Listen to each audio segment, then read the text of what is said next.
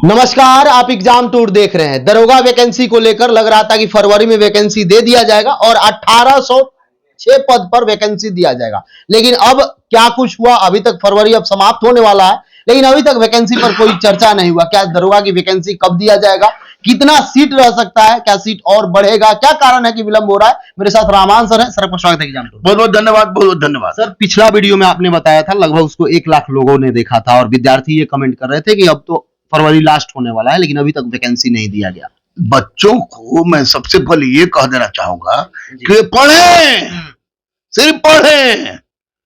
बहाली किसी भी परिस्थिति में बजट से पहले आएगी, बजट से पहले आएगी। और इनके लिए खुशखबरी यह है कि 1806 नहीं, 1806 से ज्यादा लगभग 2300 के बराबर बहाली आएगी और 18,000 से ज्यादा सिपाही की बहाली आएगी।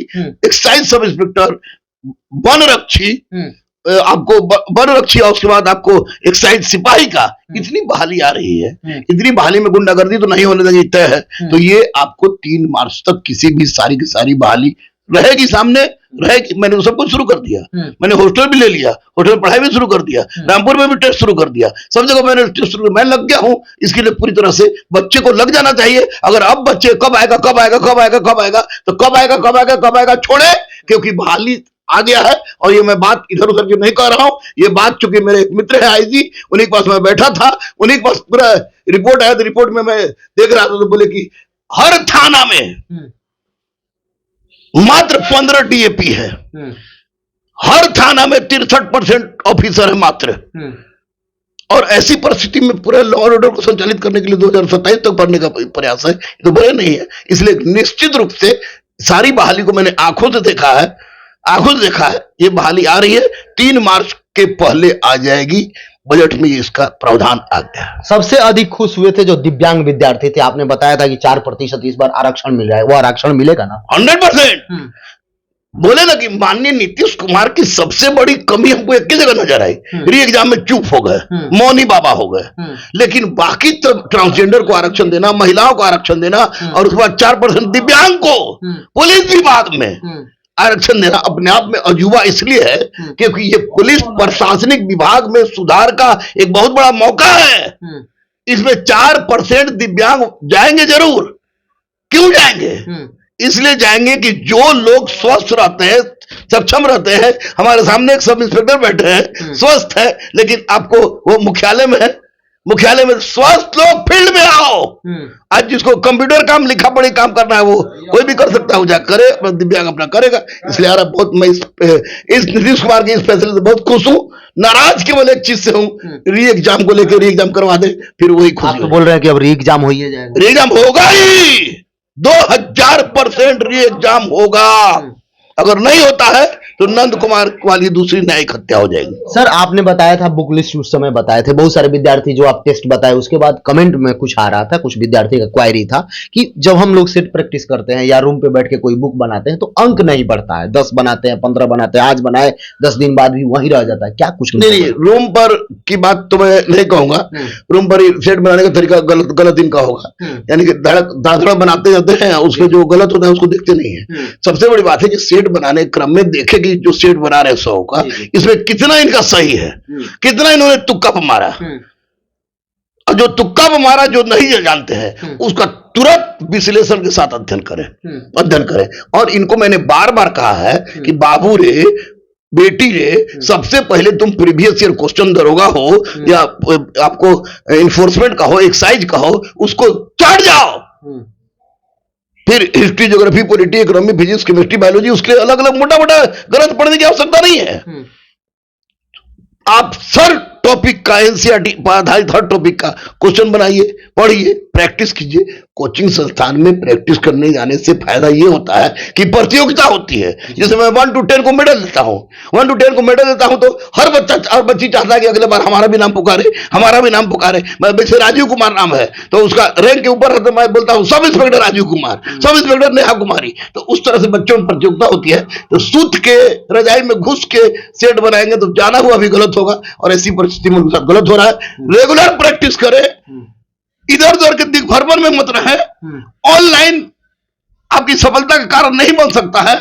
जब तक आपने पूरा बेस मजबूत नहीं किया है और चुपचाप पढ़े, क्योंकि बहाली तो आ रही है बाबू। अगर इस बार चूके तो लंबा इंतजार करना पड़ेगा। सर लंबा इंतजार करना पड़ेगा। इस बार सभी विद्यार्थी जो पहले से 1 अंक से, कोई पॉइंट से, कोई किस तरीका से छटे हुए हैं, वो लोग सब लोग आवेदन करेंगे।